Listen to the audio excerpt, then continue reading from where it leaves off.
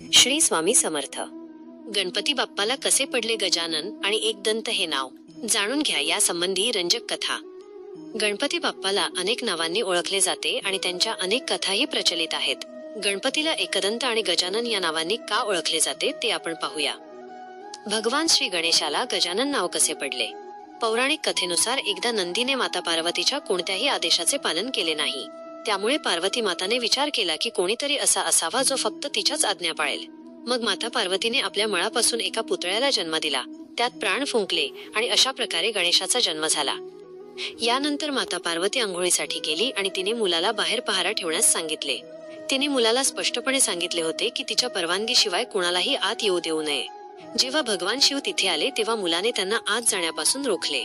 मुलाने त्यांना आत जाऊ दिले नाही, त्यामुळे भगवान शिव क्रोधित झाले आणि त्यांनी आपल्या त्रिशूळाने मुलाचा शिरच्छेद केला। हे सर्व पाहून माता पार्वतीला खूप राग आला आणि तिने आपल्या मुलाला पुन्हा जिवंत करण्यास सांगितले। त्यानंतर भगवान शिवाने हत्तीचे डोके मुलाच्या धडाशी जोडले। तेव्हापासून गणेशाला गजानन म्हणूनही ओळखले जाऊ लागले। भगवान श्री गणेशाला एकदंत नाव कसे पडले? एकदा भगवान शंकर आणि माता पार्वती आपल्या कक्षात विश्रांती घेत होते।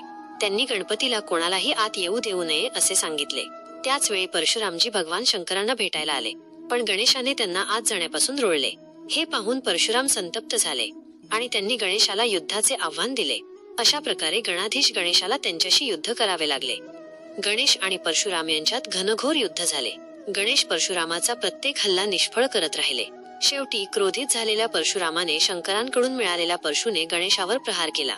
त्यामुळे गणपतीचा एक दात तुटला। तेव्हापासून गणपतीला एकदंत म्हटले जाऊ लागले। ही माहिती तुम्हाला आवडली असेल तर कृपया चॅनलला लाईक, शेअर आणि सबस्क्राईब करायला विसरू नका।